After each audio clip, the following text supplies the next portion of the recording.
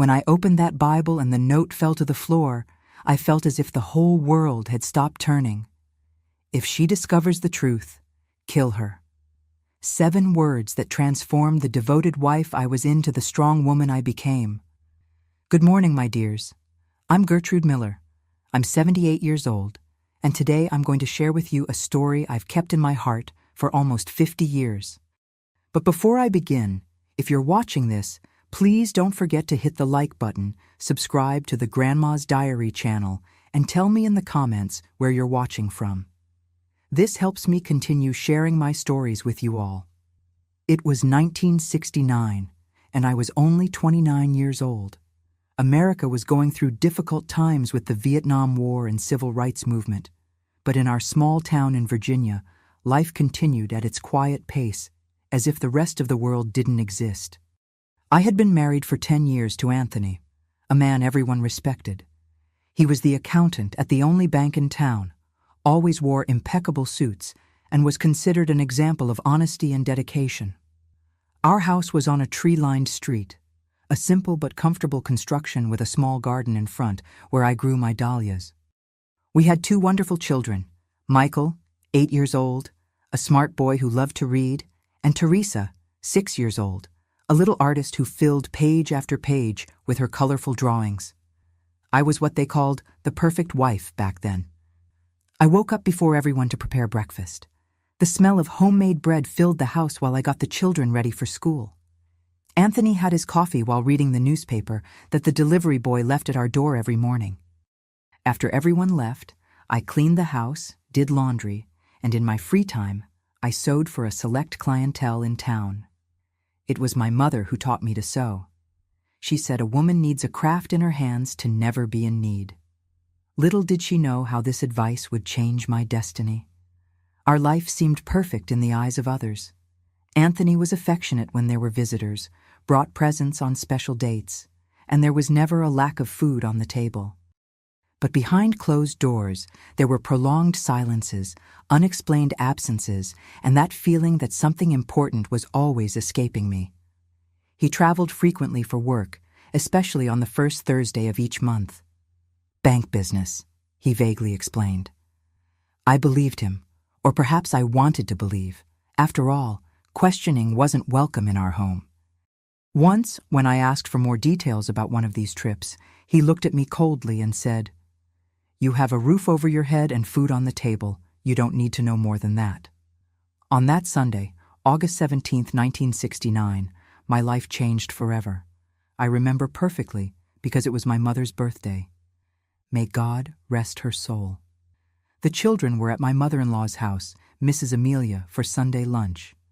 Anthony had left earlier, saying he needed to resolve some urgent paperwork at the bank before a big transfer that would happen the following week. I was alone at home, fighting against a terrible migraine that had started during the night. The pain was so intense, it created bright spots in my vision. I tried to lie down, but it was impossible. I knew Anthony kept strong painkillers in his office, medications he brought from New York that worked better than any herbal tea my mother had taught me to make. Anthony's office was forbidden territory for me and the children. A man needs a space where he can think without interruptions, he used to say. The door was always closed, but not locked when he was away. I guess he never imagined I would dare enter without his permission. That day, however, the pain spoke louder than respect for the unspoken rules of our marriage. I entered the office looking for the medicine. The room was somber, with a dark wooden desk, a leather armchair, and shelves full of books that I doubted he actually read. There was a characteristic smell in the air, a mixture of tobacco, old paper, and that imported cologne he used only on business trips. I knew the medications were in the top drawer, along with other personal items. While searching among pens, clips, and papers, I felt a strong dizziness. I leaned on the bookshelf to avoid falling and, in this movement, unbalanced some books. The leather-bound Bible, a family heirloom that Anthony displayed with pride, although I had never seen it opened, fell to the floor with a dull thud. The Bible opened in the fall, and from between its yellowed pages slipped a small folded piece of paper. My first instinct was to put everything back as it was. Anthony would be furious if he knew I was touching his things, but something made me pick up that paper. With trembling hands, I unfolded the note. The handwriting was Edward's, the bank manager, and Anthony's best friend. I recognized it immediately. He sent Christmas cards every year. The message was short and terrifying. If she discovers the truth, kill her. I felt the blood freeze in my veins. The headache seemed to have disappeared, replaced by a strange numbness. My legs weakened, and I had to sit in his armchair to avoid fainting. Who was she? Was it me? What truth was so terrible that it would justify killing me? 1,000 thoughts ran through my mind in those seconds that seemed like an eternity. Carefully, I put the note exactly where it was, between the pages of Proverbs, and returned the Bible to the shelf. I found the painkillers, took one with water from the kitchen, and lay down in the living room, pretending to rest. But my mind was racing. When Anthony returned with the children late in the afternoon, I had already made my decision. I would not confront him directly. If that note meant what I feared, questioning Anthony could be dangerous. Instead, I would pretend nothing had happened while discovering the truth on my own. That night, I served dinner as always. I listened to the children's stories about lunch at their grandmother's house and laughed at the unfunny jokes Anthony told. On the outside, I was the same Gertrude as always. On the inside, something had broken forever. The following days were an exercise in acting. I kept the routine intact. Breakfast prepared early, children ready for school, house clean, dinner on the table at 6 sharp. But I began paying attention to every detail, every word said or unsaid, every gesture. I noticed how Anthony locked the desk drawer when he left, how he quickly hid papers when I entered the room, how he spoke quietly on the phone when he thought I was busy with the children. Small details that previously went unnoticed now screamed at me. A week after the Bible incident, I had my first concrete discovery. I was ironing his shirts, preparing them for the next business trip, when I found a crumpled receipt in the inner pocket of a suit jacket. It was from a jewelry store in Richmond, the neighboring city. The amount was exorbitant, almost 3 times what Anthony gave me monthly for all household expenses. And the purchased item, an engagement ring with a solitaire diamond. I felt as if I had been slapped. Anthony had never given me expensive jewelry. My wedding band was a simple gold piece, and I had some family costume jewelry. Who was that expensive ring for? In the same pocket, I found a small card with an address noted in Richmond. I memorized this information and put everything back exactly as it was. My heart ached, but my determination only grew. I began creating excuses to go to Richmond. I needed special fabrics for my sewing, wanted to visit a sick cousin, had to buy a present for Teresa's birthday. With each visit, I tried to discover more about the mysterious address. It was on my 3rd visit that I succeeded. I found the house. A beautiful construction in an elegant neighborhood, very different from our simple house. Discreetly, I asked a lady who was watering the garden next door who lived there. "Oh, it's the young teacher's house, Marianne," the lady replied cheerfully. "Such a beautiful and educated girl. She's expecting a child, poor thing. Her fiancé comes every Thursday. They say he works in another city and can only visit her on that day. It seems they'll get married as soon as he resolves some problems with his ex-wife." Each word was like a stab. First Thursday of the month, exactly the day of Anthony's business trips. The ex-wife would be me. I was already being considered part of the past while living under the same roof as him. I returned home that day with a heavy heart, but with a growing certainty. My marriage was a farce, and I needed to discover more about what Anthony was planning. In the following days, I continued my silent investigation. I befriended Mrs. Irasema, the bank's new secretary, a widow recently arrived in town. Through seemingly casual conversations during our meetings at the market or at church, I collected information about Anthony's work. "We're all so busy with this big transfer happening at the end of the month," she innocently commented after Sunday Mass. "Your husband and Mr. Edward stayed late reviewing documents. I've never seen so much money together in my life." The big transfer Anthony had mentioned. And curiously, he had already warned me that he would make a special trip precisely on that date, a trip that could last longer than usual. The pieces started fitting together, forming a disturbing picture. Anthony and Edward were planning to divert the money from the transfer. The note, the ring, the house in Richmond, the pregnant woman, all were part of a plan.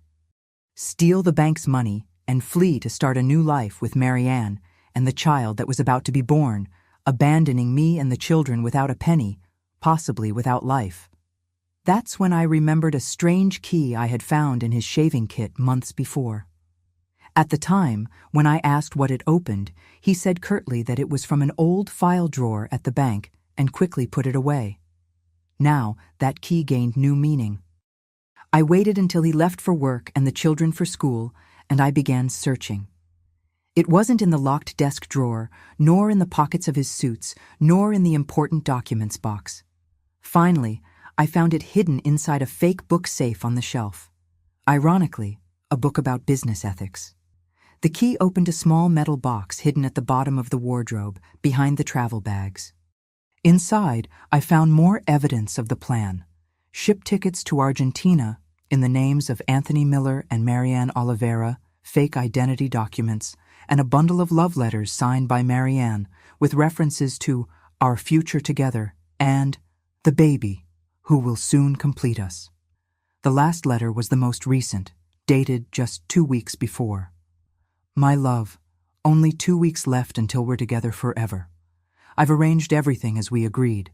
The baby's crib is set up in the bedroom. Can't wait to start our real life away from that suffocating town and that woman who never deserved you. Be careful with the final details of the plan. As Edward always says, if she discovers the truth before time, you know what needs to be done. But I know everything will work out. Soon we'll be the family we always dreamed of being. With all my love, Marianne. Tears ran down my face as I read. 10 years of marriage, 2 children, thousands of dinners served punctually, clothes washed and ironed, nights awake caring for sick children. All this would be discarded like garbage, and worse, if I discovered the plan, I would be eliminated.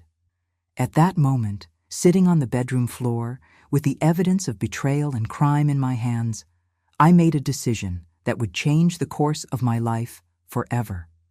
I would not be a victim. I would not be eliminated. I would use everything I discovered to guarantee the future of my children and my own future. Carefully, I put everything back as it was and locked the box, returning it to its hiding place. The key went back to the fake book safe on the shelf. Nothing would reveal that I had discovered the truth. Now I had only 2 weeks until the big heist, 2 weeks to elaborate my own plan. And while preparing dinner that night, smiling at Anthony as if nothing had changed, I already knew what I needed to do. Looking back today, I see how that migraine was actually a blessing in disguise. If I hadn't entered that office, if the Bible hadn't fallen that way, if the note hadn't slipped to the floor, my story would have a very different ending. And you, my dears, have you ever had a moment in life when a small accident revealed a great truth? Leave it in the comments. I love reading your stories. After discovering the whole truth, I spent the night awake. The children slept peacefully, not imagining that our world was about to collapse. Anthony snored beside me, his heavy sleep of someone who carries no guilt. And I, lying with eyes open, saw the moonlight enter through the window, while planning each step of the following days. I had exactly 2 weeks until the date of the big bank transfer they intended to steal. 2 weeks to act before Anthony executed his escape plan with Marianne. 2 weeks to save my life and that of my children. Early the next morning, I began executing my plan. First, I needed my own money. I couldn't depend on the household savings that Anthony rigidly controlled. Luckily, I had been secretly saving the money from my sewing. It wasn't much, but it would be enough for the first steps. Women of my time didn't have bank accounts. I commented to my wealthiest client, Mrs. Eulalia, widow of a rancher, while adjusting the dress for her niece's wedding. Anthony says we don't need that he takes care of everything. Nonsense, Gertrude, she exclaimed. Every woman needs her own money. I'll take you to the bank manager in Richmond tomorrow. Edward and your husband will never know. That's how I opened my first bank account at another bank in another city. I deposited all the money I had saved over the last 5 years. It seemed little to restart a life, but it was a beginning. The second step was to collect evidence. I needed solid proof of the criminal scheme, not just the love letters and the tickets. If something went wrong and Anthony noticed my intentions, I would be the perfect victim. The jealous wife, making up stories for revenge. On mornings when Anthony left earlier for work, I would sneak into his office. Careful to leave everything exactly as I found it, I photographed documents with a small Kodak camera I had bought in Richmond. It was a simple Instamatic that fit in the palm of my hand, easy to hide among my fabrics and sewing threads. Each new document revealed more details of the scheme. Anthony and Edward had been diverting small amounts for at least 3 years, using ghost accounts of elderly or deceased clients. The big transfer would be the final heist, diverting a shipment of $500,000 that would arrive for the expansion of the town's textile factory. But photographing wasn't enough. I needed copies of the original documents. That's when I remembered Mr. Moatsir, owner of the only stationery store in town. His 2 sons studied with Michael, and his wife was my client. I made up a story about wanting to make a surprise album for Anthony's birthday with copies of important documents from our life together. Mrs. Miller, you know I can't let anyone use the copy machine without authorization, he said, scratching his head. I understand perfectly, Mr. Moatsir, I replied with my best smile. It's just that I wanted to make a surprise. I have the children's birth certificates, our marriage certificate, and I wanted to copy them before Anthony came home from work. I mentioned I would make a new dress for his wife as a thank you. And the good man gave in. That afternoon, while the children were at school, I copied the most important documents that proved the scheme. The third step of my plan was the most difficult, finding someone trustworthy to help me. It couldn't be just anyone in town. Edward and Anthony's tentacles reached all important corners. The local sheriff played cards with them on Saturdays. The judge was Michael's godfather. The priest heard Edward's confessions weekly. That's when I remembered Inspector Mendez, a man from the capital who came periodically to inspect the bank. Anthony always complained about him, calling him the self-righteous incorruptible. He was exactly the type of person I needed. I discovered he would be in the region the following week for a routine inspection.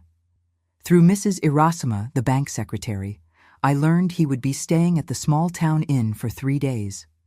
I carefully prepared an envelope with copies of the most important documents, photos, and a letter explaining the whole situation. But how to deliver it without raising suspicions? The inn was across from the central square, where everyone would see me if I entered there. The solution came through Teresa. My daughter had made friends with Marietta, the daughter of the inn's owner, at school. I organized a snack for the girls to play together, offering to drop Teresa off at the inn after school.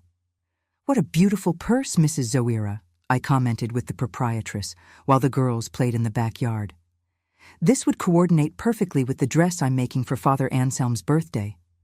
Could you lend it to me so I can measure the strap? I promise to return it today." She lent me the purse, and when I returned it later, the envelope was hidden in the inner lining. Along with it, I placed a note asking her to deliver it to Inspector Mendez when he arrived, without mentioning my name. The fourth step was to prepare our future. If everything went well, Anthony would go to jail. But what would become of me and the children? A divorced woman with 2 small children in 1969 would face closed doors everywhere. I reconnected with my childhood friend Louise, who lived in the capital and had a small sewing studio. I didn't tell the whole truth, just that my marriage was ending and I would need work soon. "Come here, Gertie. I really need a partner with your talent.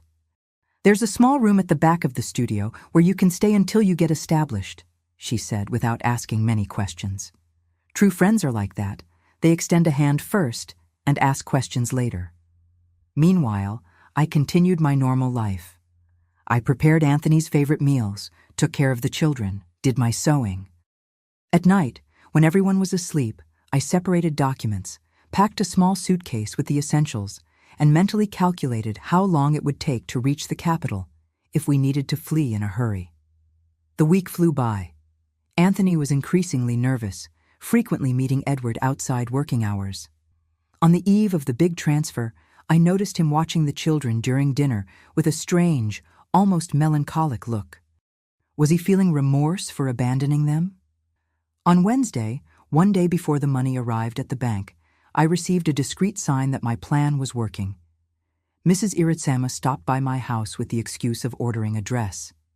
Inspector Mendez asked for extra documents today of all transfers from the last 6 months, she whispered while I took her measurements.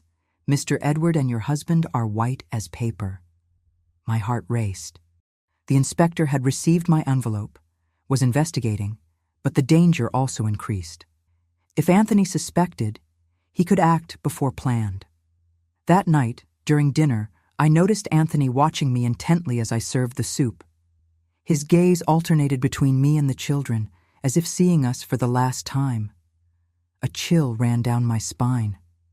Gertrude, he said suddenly, I think we'll have to reschedule that Sunday outing with the children. I have to resolve some urgent matters. I swallowed hard. The outing was scheduled for the day after the transfer. Would it be when he planned to disappear? Of course, dear, I replied naturally, serving more soup. The children will understand, won't they, Michael? My son nodded, disappointed. Teresa played with her food, oblivious to the tension hovering over the table. After putting the children to bed, I found Anthony in the office, hunched over papers. The door was ajar, unusual for him. Was it a trap? Anthony, I called softly. I need money to buy fabric tomorrow. Mrs. Eulalia wants a new dress for her nephew's wedding. He raised his eyes, and for an instant I saw something I had never noticed before. Fear. Of course, he said, taking some bills from his wallet, more than I had asked for, much more. Buy something nice for yourself, too. I thanked him and withdrew, my heart pounding. He had never been generous without reason. Was it a farewell gift or guilt? I returned to the bedroom and sat at the dressing table, brushing my long, dark hair, still without a white strand at 29 years old. In the mirror, I saw a woman who no longer recognized the same features, but the eyes carried new knowledge, an iron determination. That night, while Anthony finally slept, I got up silently and went to the children's room. I adjusted Michael's covers. I brushed the hair from Teresa's face. Silent tears ran down my face. I promised myself that, regardless of what happened the next day, they would have a life of truth, not based on lies. Back in bed, I couldn't sleep. The clock marked the hours slowly, each tick-tock reminding me that time was running out for Anthony, for his plan, and for the life I knew. Dawn broke. The day of the big transfer arrived with a cloudless blue sky. I dressed the children for school. I prepared breakfast, as always. Anthony seemed distracted, constantly checking his watch. I'll work late today, he announced, avoiding my gaze. Don't wait for me for dinner. Any problem at the bank? I asked innocently, serving more coffee. He hesitated for a second. No, just bureaucracy. You know how it is. Before leaving, he did something he rarely did. He kissed my cheek and hugged the children, longly. Michael noticed the strangeness, but said nothing. My son was always sensitive to mood changes. After Anthony left, I prepared for any scenario.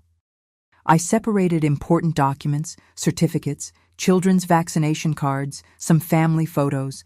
I hid money in different places in the house in case I needed to leave in a hurry.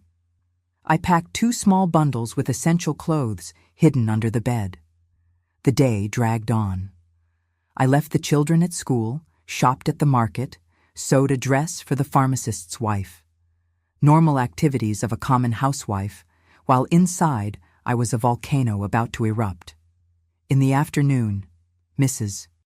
Irachima quickly stopped by my house with the pretext of trying on the dress I was making. "There are police from the capital at the bank," she whispered while I adjusted the hem. "They arrived with the money for the transfer. Inspector Mendez is with them. Mr. Edward is locked in the room with 3 men in suits. Your husband tried to leave, but they asked him to stay." I thanked her for the information with a nod, pretending to concentrate on my work. When she left, I sat in the sewing machine chair, trembling. It was happening. My plan was working. But what would come next? I picked up the children from school and took them to my sister-in-law Lucinda's house, Anthony's sister, with the excuse of needing to finish an urgent dress without interruptions. If something went wrong, at least they would be safe. I returned home and waited. The sun was beginning to set, tinting the sky orange and red. The hours passed and no news. The dinner I prepared was getting cold on the stove. The house, usually noisy with the children's games, was immersed in an oppressive silence.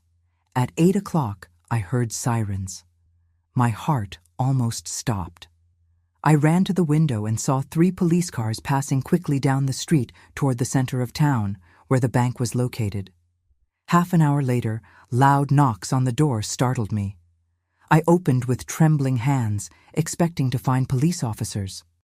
It was Lucinda, my sister-in-law, pale and breathless. "Gertrude, have you heard? Anthony and Edward were arrested.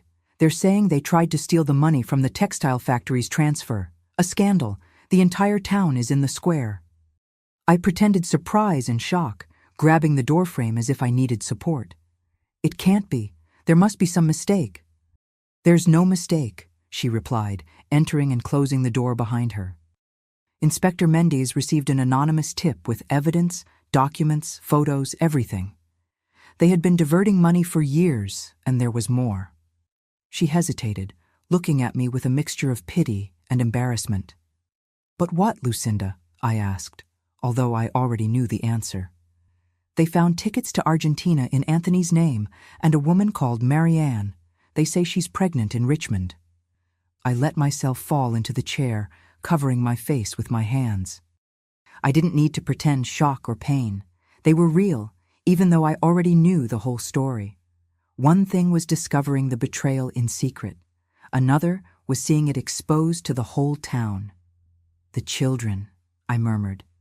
"Are they sleeping well at your house?" "Yes," replied Lucinda, sitting beside me and holding my hand. "They can stay as long as necessary. Now we need to think about what you're going to do." What was I going to do? The question echoed in my mind, while Lucinda talked about lawyers, police interrogations, and the inevitable scandal that would follow. I already knew the answer, of course. I had planned every detail in the last 2 weeks, but at that moment, with reality finally crashing down on my head, I felt a strange mixture of relief and dread. My husband was a criminal. He was in jail. He had betrayed not only me, but the trust of an entire community. He had another woman, another child on the way, and according to the note, would have killed me if necessary. The life I knew was over, but somehow I was alive.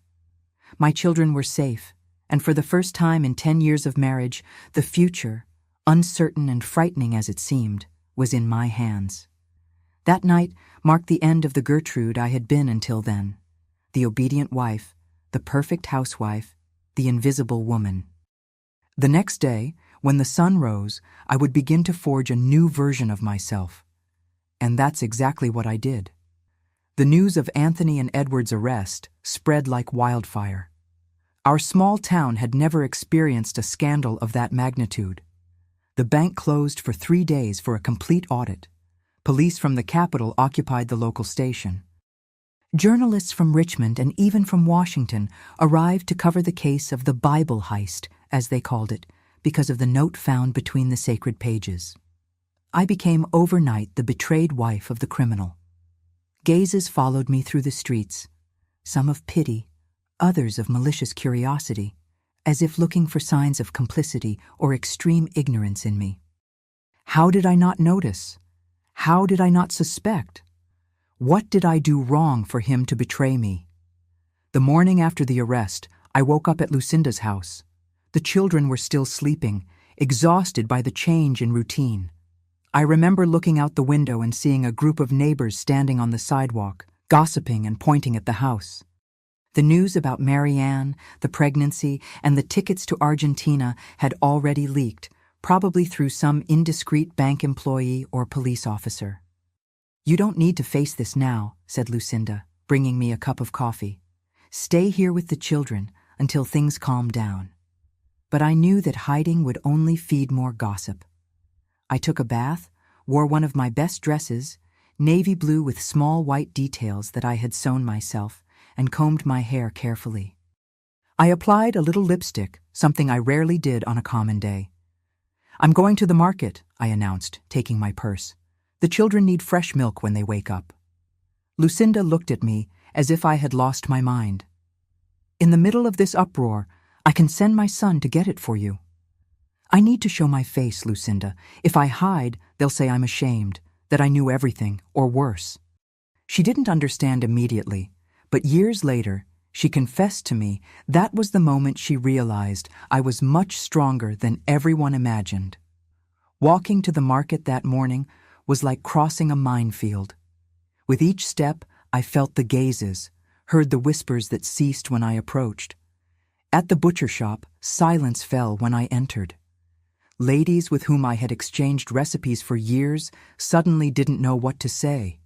It was Mrs. Zulmira, the inn's owner, who broke the ice. "Mrs. Miller, good to see you. I was just commenting on how brave you're being through all this. Do you need any help with the children?" I thanked her with a polite smile. I bought what I needed and left with my head held high. Inside, I was trembling like a leaf in the wind, but I would never let them see that. That small victory, facing the market, gave me strength for what would come next. At the sheriff's office, I was informed I needed to go to the Capitol to give a statement. The authorities wanted to confirm I wasn't involved in the scheme. The thought of facing Anthony in an official environment terrified me, but I had no choice. "The children will be fine with Lucinda," Sheriff Valente assured me, a middle-aged man with tired eyes. "You'll be back the same day." 3 days after the arrest, I boarded the 5 a.m. bus to the Capitol. I wore a somber gray outfit that I had spent the previous night adjusting so it would look impeccable. I carried in my purse the children's photos, an embroidered handkerchief my mother had given me, and the little money I had managed to gather. I didn't know what to expect. At the Central Police Station, I was led to a room where 3 men awaited me. Inspector Mendez, whom I knew only by sight, a prosecutor, and a clerk. They offered me coffee, which I accepted more to have something to occupy my trembling hands than out of thirst. "Mrs. Miller," Inspector Mendez began, "we want to make it clear that you are not accused of anything. We're just trying to understand the whole scheme. Your husband and Mr. Edward maintained a sophisticated system of money diversion for at least 3 years. I nodded, feeling a lump in my throat. "Were you aware of these activities?" asked the prosecutor, observing me over his glasses. "No, sir," I replied firmly. "I discovered everything 2 weeks ago by chance." I told him about the note in the Bible, the investigations I made, the discoveries about Marianne. I omitted only that it had been me who anonymously sent the evidence to Inspector Mendez. Something told me to keep this detail secret. The statement lasted almost 4 hours. They answered my questions about the legal process. They explained that we would probably lose the house, which was financed by the bank, and that Anthony would face several years in prison. "And what about her?" I asked, unable to pronounce Marianne's name. The inspector exchanged glances with the prosecutor before answering. "Miss Oliveira denies involvement in the criminal scheme, claims she believed her relationship with Mr. Miller was legitimate, that he was getting divorced. She is 7 months pregnant and will not be indicted unless evidence of her participation emerges." I felt a tightness in my heart, not of jealousy, but of a strange solidarity. Perhaps she too had been deceived in her own way. Before leaving, Inspector Mendez called me privately. Mrs. Miller, we received an anonymous tip 2 weeks ago. Documents, photos, concrete evidence of the scheme. It was you, wasn't it? I held his gaze without confirming or denying. Whoever it was, he continued, saved not only the transfer money, but also prevented innocent people from being harmed, including perhaps yourself. He handed me a card with his contact in the capital. If you need anything, don't hesitate to contact me. You demonstrated extraordinary courage. I returned home that night with the certainty that a phase of my life had definitely ended. On the bus, watching the landscape gradually darken, I made a promise to myself. The children would never suffer for their father's choices. I would give them a dignified life, full of love and honesty. The following days were a whirlwind. I received an official notification to vacate the house in 30 days. The bank would reclaim it as part of the compensation for the losses. I had to explain to the children in the most delicate way possible that their father had done something wrong and would be absent for a long time. "Doesn't he love us anymore?" asked Teresa with her big eyes full of tears. "What happened has nothing to do with love for you," I replied, hugging her. "Sometimes adults make serious mistakes and need to face the consequences, but Mommy is here and always will be." Michael, older and sensitive, asked if he could visit his father. I promised that when it was possible and safe, I would take him. This promise cost me more than he will ever know. Meanwhile, the small town buzzed with the scandal. Some friends distanced themselves, fearing association with the thief's family. Others approached, offering practical help: clothes for the children, invitations for lunch, small sewing jobs. I discovered who my true friends were in those dark days. Louise, my friend from the capital, confirmed we could stay in the small room behind her studio. I began planning our move, selling the few pieces of furniture that belonged to me, packing memories, deciding what to take to our new life. A week after the arrest, I received an unexpected letter. It was from Marianne. With delicate handwriting on perfumed paper, she asked forgiveness for the suffering caused, swearing she didn't know about the criminal plan, nor that I and the children would be abandoned without resources. "He told me your marriage had ended years ago, that you only remained together for appearances," she wrote. "I believed because I wanted to believe. Now I carry a child who will be born with his father in prison and an uncertain future ahead. I don't ask for your friendship, just that you know I was also deceived." I folded the letter carefully and put it away. I didn't respond. There was nothing to say. But those words planted a seed that would only bloom years later.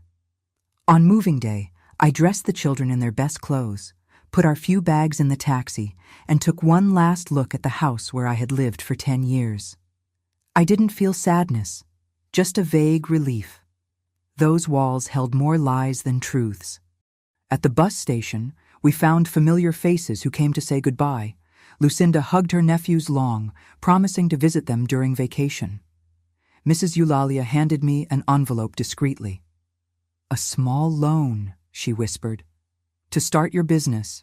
I know you'll pay me when you can." The trip to the capital lasted 4 hours, but it seemed we were crossing to another planet. Michael looked fascinated out the window, the buildings getting taller as we approached. Teresa slept in my lap, exhausted by the adventure. As for me, I observed my reflection in the window glass. A 29-year-old woman, officially separated, without her own home, with 2 children to raise, and an uncertain future ahead. Strangely, I didn't feel afraid. For the first time in many years, I breathed freely. Louise was waiting for us at the bus station. Her wide and sincere smile was like a ray of sunshine amid the fog. She hugged me long and then bent down to greet the children. "Welcome to your new life," she said simply. The small room behind the studio was smaller than I imagined. A double bed where the 3 of us would sleep, a small table with 2 chairs, a small wardrobe.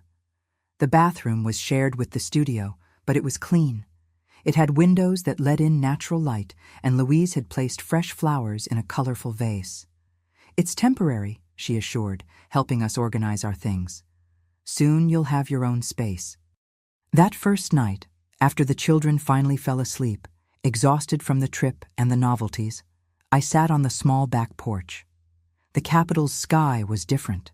Fewer visible stars, more artificial lights, the constant noise of cars in the distance. Everything was strange, and yet I felt an inexplicable peace. There, under the unknown sky, I swore I would transform our tragedy into triumph. I would not just be the ex-wife of the thief, the poor woman abandoned with 2 children.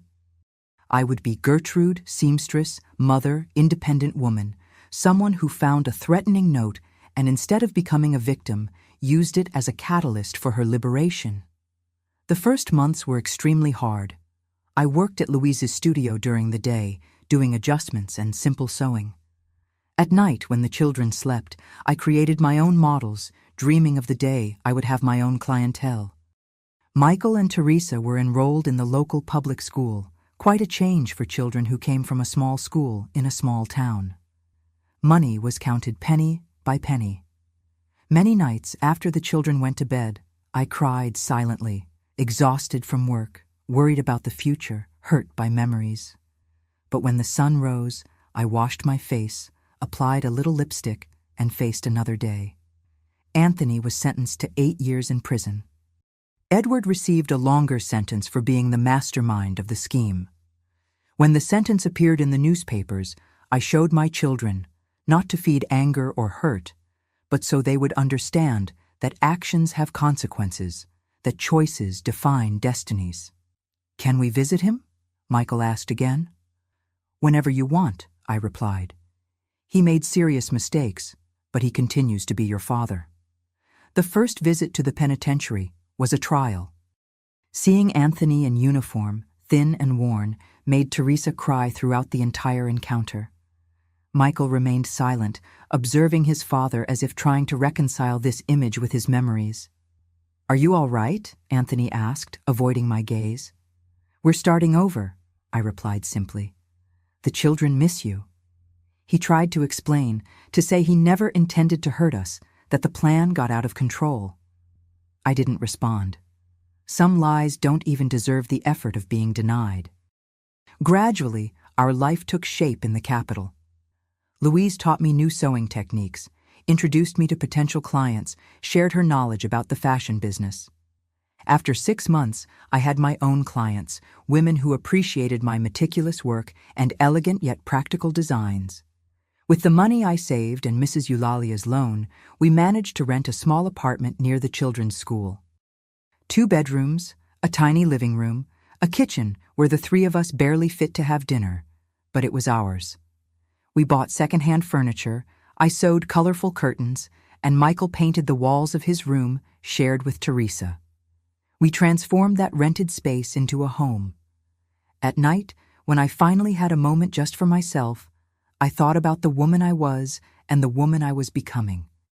The discovery of that sinister note in the Bible changed everything, not just my destiny, but who I was inside. The submissive and insecure wife had been left behind, along with the house in Virginia and the lies that sustained it. Sometimes I wondered about Mary Ann and the child. Had they stayed in town facing the stigma? Had they returned to her family? Would that baby, half-sibling to my children, ever know about Michael and Teresa? Life continued its course with small daily victories. Teresa learned to read and devoured all the books we could borrow from the library. Michael excelled in mathematics, dreaming of becoming an engineer. I expanded my clientele. My reputation as a seamstress grew, and some party dresses I created were praised in social columns of small newspapers. It was 1971. I was 31 years old, and for the first time since I could remember, I felt in control of my own destiny. It wasn't rich, it wasn't easy, but it was authentic. It was mine. And it was then that destiny decided to bring another twist to our story. It was a Wednesday in October 1971 when the past knocked on my door. Literally. I had just turned 31 and finally began to reap the fruits of my hard work. My small atelier, installed in the living room of our apartment, gained recognition among middle-class ladies of the capital. It wasn't luxurious like the big fashion salons, but I had loyal clients who appreciated my meticulous work and fair prices. That rainy afternoon, I was finalizing a graduation dress for the daughter of an important client when someone knocked at the door. Michael, then 10 years old, ran to answer before I could clean my hands full of pins. "Mom," he called with a hesitant voice that immediately alerted me. "There's a lady here with a baby." I put the pins in the case, quickly adjusted my hair, and went to the door. There, soaked by the rain and visibly nervous, was Marianne. In her arms, a baby of approximately 1 year slept peacefully, oblivious to the silent drama unfolding. Time seemed to have frozen. I studied her face, thinner than in the photos I had seen. Deep dark circles, hair without the shine that had so enchanted Anthony. Her eyes, however, maintained the same determination I recognized in her letter. "Sorry to appear like this," she finally said, her voice almost a whisper. I didn't know where to go. For an instant, all the feelings I had repressed threatened to overflow. Anger, hurt, indignation. How dare she appear at my door, bringing the fruit of the betrayal that destroyed my family? But then I looked at the sleeping baby, with chubby cheeks and long eyelashes like Michael's when he was a newborn. An innocent child who didn't ask to be born into that mess. "Come in," I said simply, opening the door wider. "You're soaked." Michael watched the scene open-mouthed, trying to understand who those visitors were. Teresa, who was playing in the bedroom, appeared curious upon hearing unfamiliar voices. "Children, this is an acquaintance who needs help," I explained, avoiding labels or complex explanations at that moment. "Michael, get a clean towel from the closet. Teresa, put water on to heat. We're going to make tea." While the children fulfilled their tasks, I indicated the sofa for Marianne. She sat on the edge, as if fearing to occupy too much space, still holding the baby firmly against her chest. "Is it a boy?" I asked, trying to break the ice while Michael returned with the towel. "Yes," she replied, gently drying her son's face. "Charles, he's 10 months old." I offered tea and cookies, which she accepted with trembling hands. The children, sensing tension in the air, made up an excuse to go play in the bedroom. When we finally were alone, Marianne began to speak, the words coming out like a dam that breaks after containing water for too long. "I lost everything, Mrs. Miller. The house in Richmond was rented in Anthony's name. I was evicted soon after the scandal. I returned to my parents' house in Norfolk. But when Charles was born, my father couldn't bear the shame of having a bastard grandson, as he said. He expelled us. I tried employment at several schools, but doors closed when they discovered my story." She paused, sipping the tea to gain courage. "Anthony said he would come get us when he got out of prison. He promised we would be together, that he would make up for everything. I believed him, as always, but last week I received this." From her wet purse, she took a crumpled envelope. Inside a short and cold letter, written in the handwriting I knew so well. "Marianne, circumstances have changed. When I get out of here, I'll need to start from scratch. I won't be able to support you and the boy as I promised. It's better we go separate ways. Take care, Anthony." I returned the letter without comments. I wasn't surprised. It was the same pattern. Use people and discard them when they no longer served his purposes. "I have nowhere to go," she continued, tears finally escaping. "I'm sleeping in cheap inns. The money is running out. I heard you opened a studio, that you're rebuilding your life. I didn't come asking for charity, I came asking for work. I can clean, attend to clients, anything. I just need a start to take care of my son." I looked at that woman, so young, so desperate, and at the sleeping baby in her arms. He had the same chin as Michael, the same eyebrow shape. He was half-brother to my children, whether I wanted it or not. What right did I have to judge Marianne? She too had been deceived. She too had been discarded when she ceased to be convenient. The difference between us was that I had discovered the truth in time to prepare, to build an escape plan. She was caught unprepared, with a baby in her arms and empty promises in her ears. "Do you have experience with sewing?" I finally asked. She shook her head. "No, but I learned quickly. I was a primary school teacher. I know how to deal with details. I'm organized." I took a deep breath, knowing that the decision I would make at that moment would change the course of several lives, not just mine.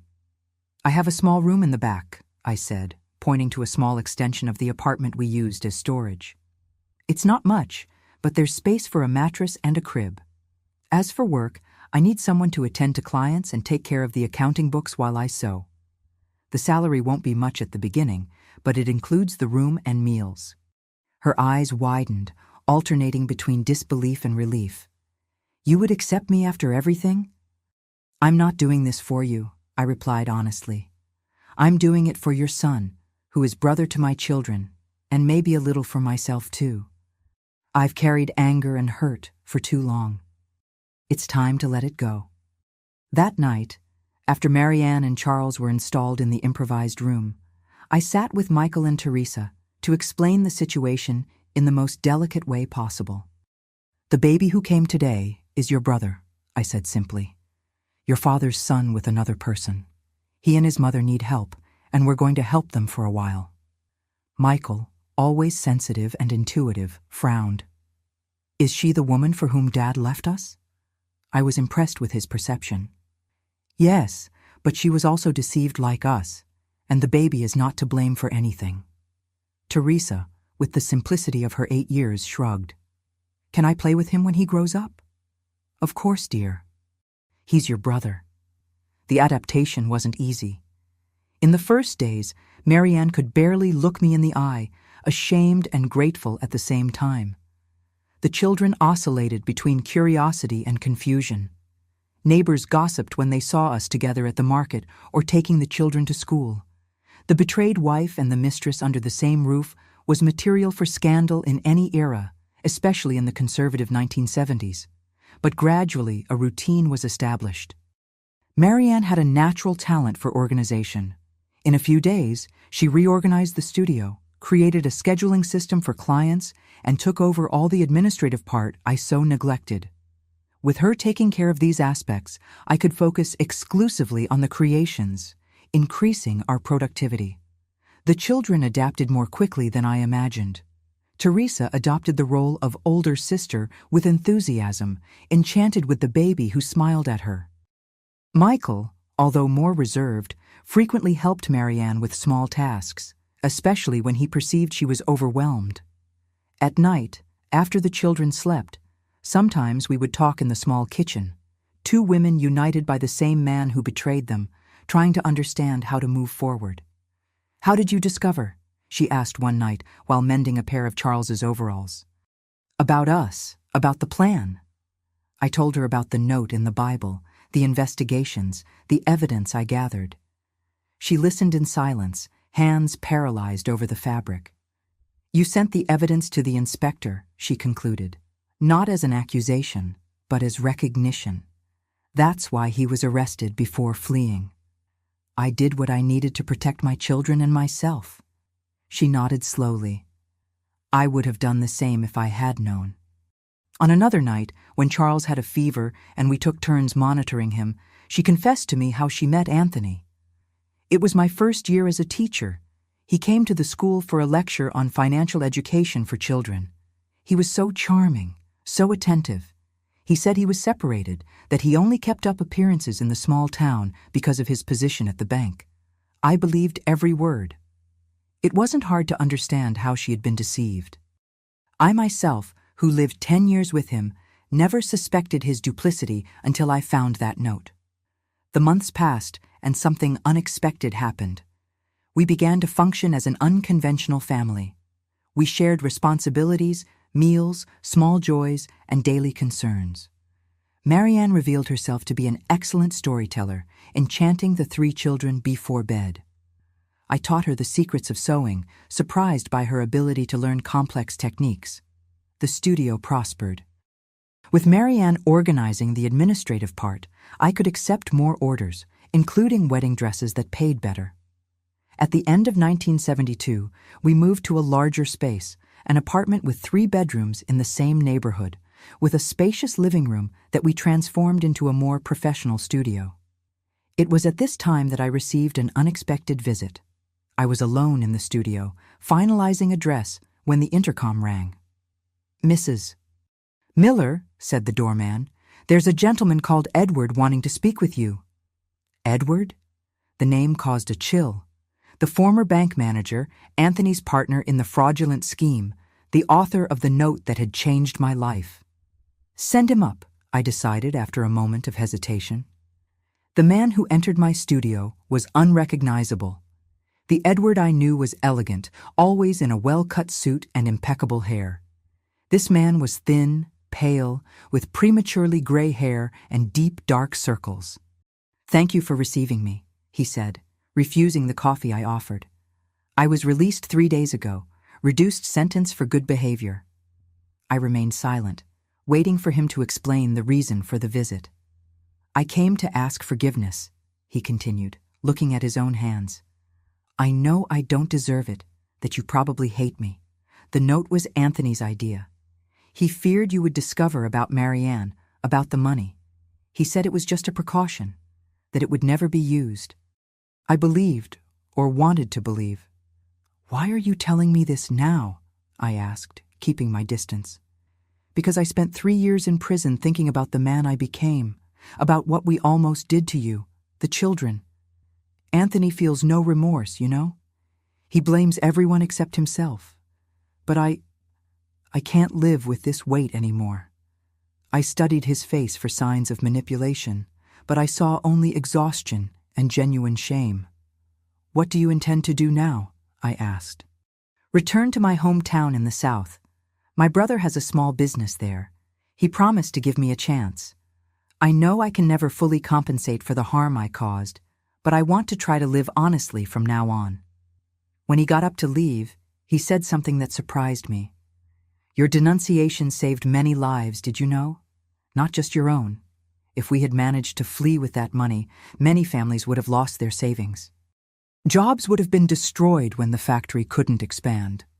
Your courage made more difference than you imagine." After he left, I stood at the window for a long time, watching the busy street below.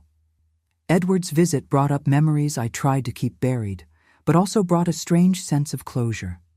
The man who had written those threatening words was repentant, seeking redemption. That didn't erase the past, but somehow made the present lighter. When Marianne returned with the children from school, I didn't mention the visit. Some bridges with the past are better left behind. 1973 brought new challenges and opportunities. Michael, now 12 years old, stood out more and more at school, especially in sciences and mathematics. Teresa, at 10, revealed talent for drawing. Her illustrations began to inspire some of my models. Charles, almost 3 years old, was a happy and curious child who called me Aunt Gertie and Marianne simply Mommy, without yet understanding the complexity of our situation. It was in this year that we made a decision that would definitely change the course of our lives. An influential client, owner of a fine fabric store, offered me a partnership in a new venture, a boutique in the city center focused on custom-made clothes for special occasions. "You have the talent, I have the capital and contacts," she explained. "We can transform your home studio into a real business with a storefront and everything else." The opportunity was tempting, but frightening. It would mean a larger investment, more responsibilities, more visibility. "I need to talk to my partner," I replied, using the term we had adopted to describe Marianne to strangers, avoiding complicated explanations. That night, after the children were asleep, I put the proposal on the table in our small kitchen. "It's risky," pondered Marianne, always cautious with finances since our experience with men who manipulated money. "But it's also the chance we've been waiting for. If it works out, we can give the children a better education, maybe even buy a house someday." We discussed until late, weighing pros and cons, making calculations on pieces of paper, dreaming a little too. In the end, we decided to accept. The home studio had sustained us in difficult times, but it was time to grow. Confections by Gertrude, I suggested as a name. How about something more modern? Marianne countered. Atelier Nouveau, or something like that? We laughed together, realizing how we had become a real team over the years. Two women broken by the same storm, who learned to rebuild together what they had lost separately. The next day, when I informed my client that we accepted the proposal, she smiled with satisfaction. I knew you would say yes. I've already reserved the space, that store on Madison Avenue that closed last month. It will need renovation, of course, but it has potential. In 3 frantic months, we transformed the empty space into an elegant boutique. Marianne revealed talent for decoration, creating a sophisticated environment with limited resources. We hired 2 seamstresses to help with basic orders, while I dedicated myself to exclusive pieces, which would be our trademark. The inauguration was a small local event with cheap champagne in borrowed glasses and appetizers prepared in our own kitchen. Michael, serious in his best clothes, received guests at the door. Teresa distributed small scented sachets we had made as souvenirs. Charles, still too young to understand the importance of the moment, enchanted the clients with his easy smile. Looking around at the beautiful space we had created, at the healthy and happy children, at Marianne organizing everything efficiently, I felt a wave of gratitude so intense that I needed to lean on the counter. 4 years before, I had found a threatening note hidden in my husband's Bible. At that moment, I thought my life was over. I couldn't have been more wrong. It was just beginning. The note that should have sealed my death sentence became, ironically, my safe conduct to freedom. The woman who should have been my rival became my closest ally. The tragedy that should have destroyed me ended up rebuilding me stronger, wiser, and surprisingly, happier. Our boutique, Atelier Gertrude, yes, I ended up partially giving in to Marianne's modern suggestion, flourished beyond our most optimistic expectations. From 1973 to 1975, we went from a small space on Madison Avenue to an elegant store, with a wide storefront on Park Avenue, a noble area of the capital. What began as a custom sewing studio transformed into a reference of fashion for special occasions. I remember the pride I felt when in 1975 one of my wedding dresses was photographed for a women's magazine. I, Gertrude, the woman who 5 years before faced the scandal of being the thief's wife, now saw my creation stamped on glossy pages with the caption, "Elegance, signed by Gertrude." Marianne revealed herself to be not only an excellent administrator, but also a visionary for business. It was her idea to expand to a small line of ready-to-wear dresses, more accessible than custom-made, but maintaining the quality that characterized us. We created the Young Gertrude line, inspired by Teresa's drawings, already a teenager with evident artistic talent. Our unusual partnership, the betrayed wife and the ex-mistress, became a discreet subject in the city's social circles. Some people turned up their noses, finding the arrangement scandalous. Others admired our ability to overcome the past for the sake of the children and the future. Most, fortunately, were too busy with their own dramas to care about ours. The children grew up healthy, each with their distinct personality. Michael, at 14 years old, was a serious and studious teenager, fascinated by engineering and sciences. Teresa, at 12, already showed the artistic temperament that would mark her life, always with a sketchbook under her arm. And Charles, at 5 years old, was a happy and sociable child, adored by everyone at the studio. Our unconventional family now lived in a spacious house in the Georgetown neighborhood, with a garden where the children could play, and a studio in the back where I created my models when I needed silence. We had 2 maids who helped us with the house and children, a luxury unthinkable a few years before. Life finally seemed stabilized, like a boat that finds calm waters after a violent storm. Until one afternoon in June 1976, the past came to visit us again.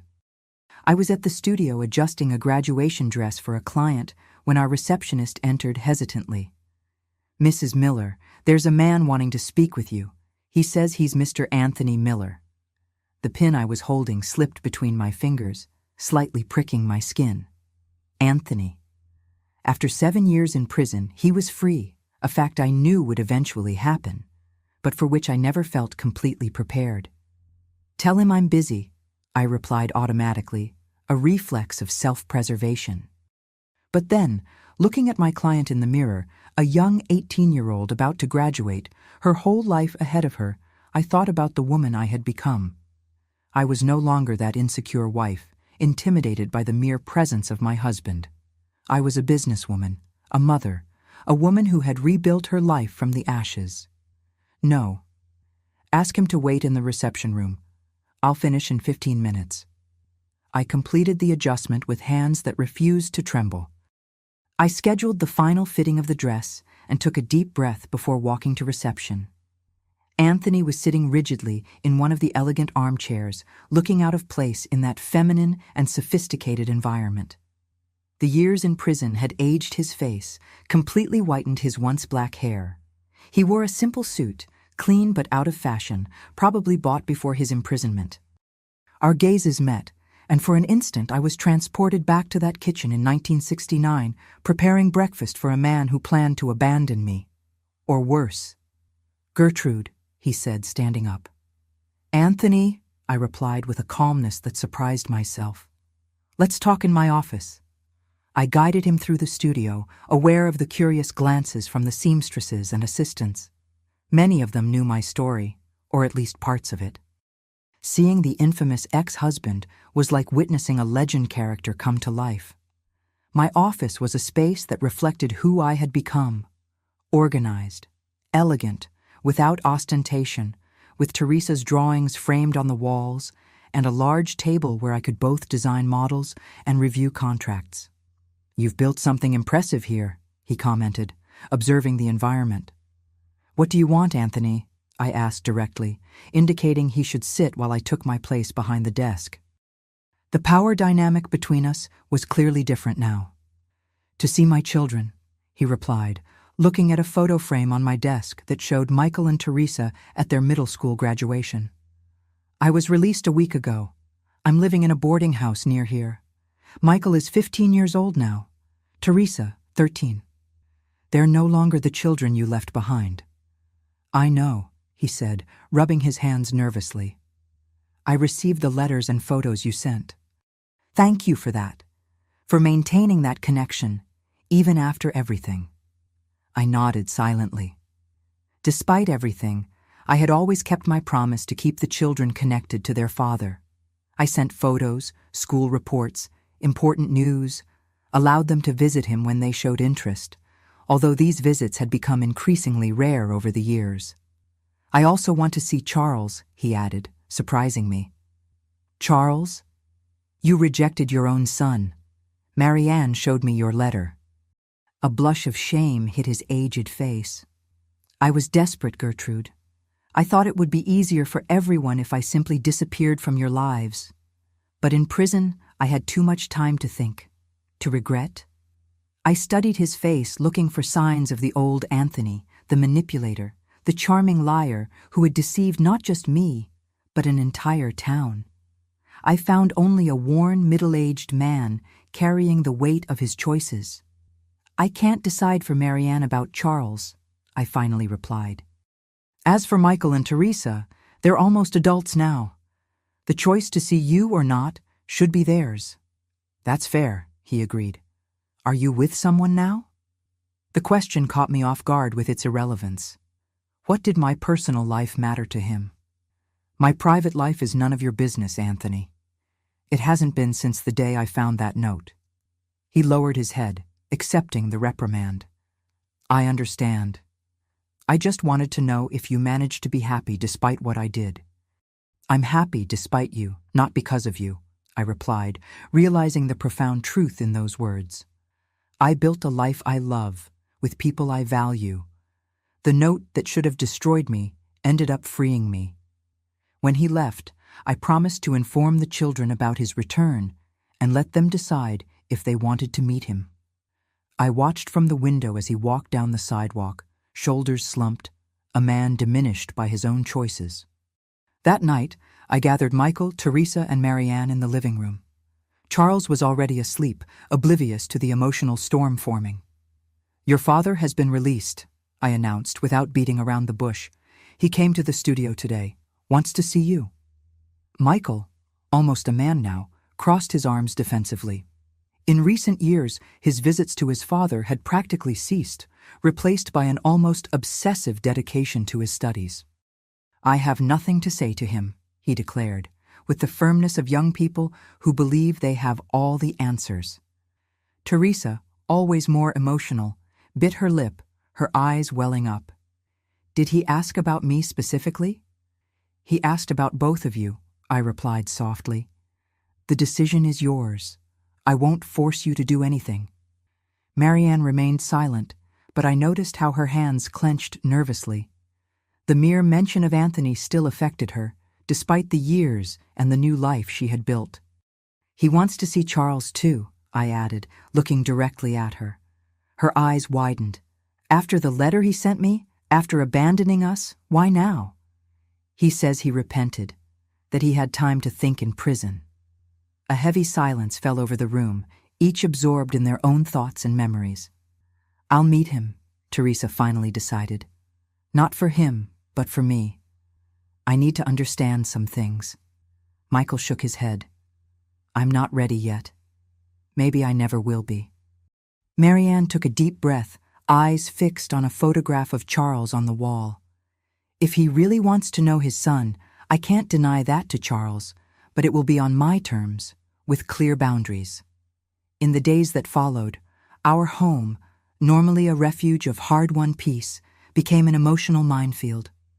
Teresa met her father at a cafe near home, a 2-hour conversation that left her exhausted, but somehow lighter, as if she had finally released questions kept for years. "He cried when I showed him my drawings," she told me afterward. "He said he always knew I would be an artist. It's strange, Mom, but I don't feel angry anymore. Just a kind of sadness for what could have been." Michael maintained his decision not to see his father, channeling any emotional conflict into his studies and science projects. At 15 years old, he already spoke with conviction about studying engineering at the best university in the country. The most tense meeting was between Marianne, Charles, and Anthony, held in a public park at her insistence. I didn't participate, of course, but Marianne told me afterward. While we had tea on the porch, she described how Charles, not knowing who that gentleman was, animatedly showed him his favorite toy car. "Anthony kept repeating how he looks like Michael at the same age," she reported, her voice trembling. "He asked forgiveness, said he wrote that letter in a moment of desperation. Offered money for Charles's education." "Did you accept?" I asked, knowing her fierce independence. "No," she replied firmly. "I said we didn't need his charity, that you and I built something solid, that Charles has everything he needs, but I agreed he can see the boy occasionally if Charles shows interest." In the following weeks, Anthony became a peripheral presence in our lives. He would appear on Sundays to take Teresa to lunch or Charles to the zoo. Michael remained steadfast in his refusal, although I suspected he secretly followed the stories Teresa told about these meetings. As for me, I maintained a polite distance.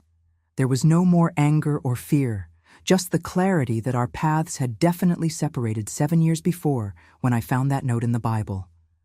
Life continued its course. Our boutique continued to prosper, expanding to a second store in a newly inaugurated shopping mall, a new concept at the time.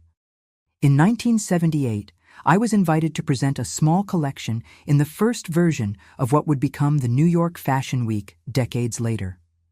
Michael graduated with honors from high school and was accepted to MIT, realizing his dream of studying engineering. Teresa, following her artistic talent, entered the Rhode Island School of Design, eventually specializing in fashion design to work by my side. Charles, growing up in an environment surrounded by creativity and entrepreneurship, showed talents for business even as a child. Anthony found work as an accountant in a small company, living modestly in a rented apartment. The luxurious life he had known before prison was definitely in the past.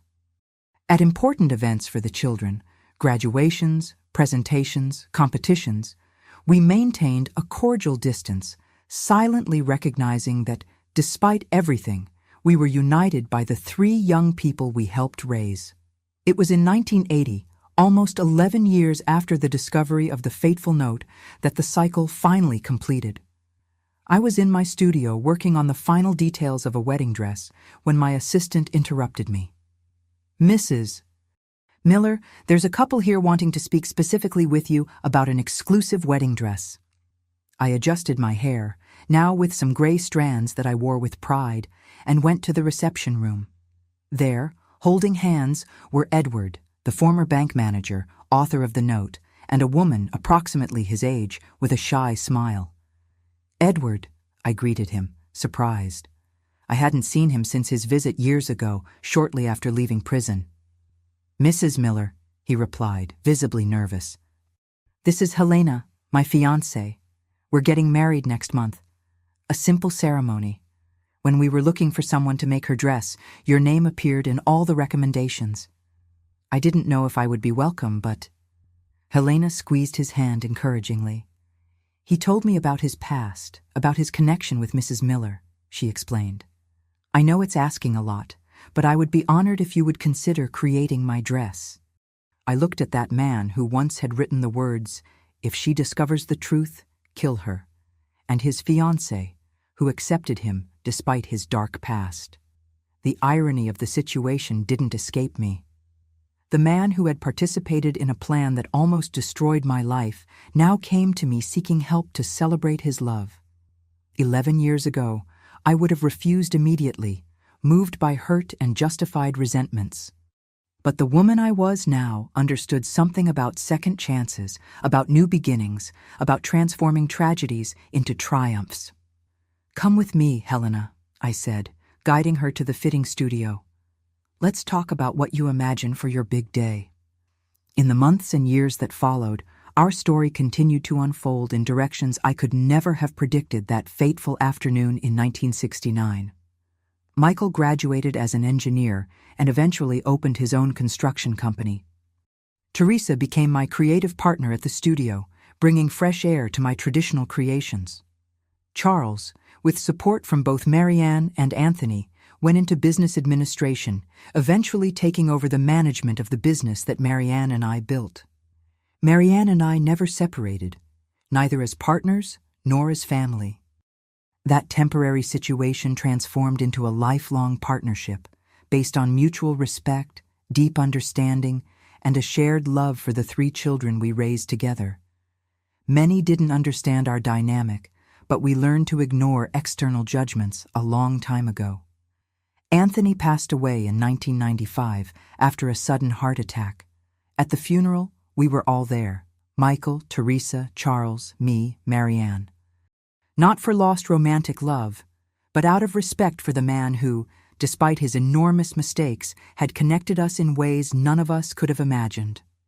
Today, at 78 years old, I look back and see how a simple note hidden in a Bible completely altered the course of my existence.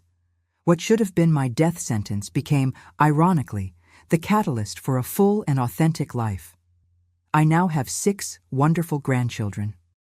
The boutique transformed into a nationally respected brand, although I officially retired a few years ago, leaving the business in the capable hands of Teresa and Charles. Marianne and I still live together, 2 elderly ladies who shared so much that they became practically sisters. Sometimes, when we're gathered for a Sunday lunch, my children, grandchildren, Marianne, I think about that frightened 29-year-old woman, trembling as she read a threatening note with no idea how she would face the future. I wish I could go back in time and whisper in her ear, "Courage, Gertrude. What seems like the end of everything is just the beginning of something extraordinary.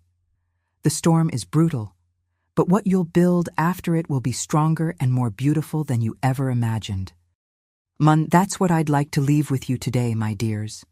Whatever storm you're facing, know that it can be the beginning of something new, not the end of everything. Sometimes, we need something to break completely so we can build something much more beautiful in its place. Thank you for accompanying me on this journey of memories.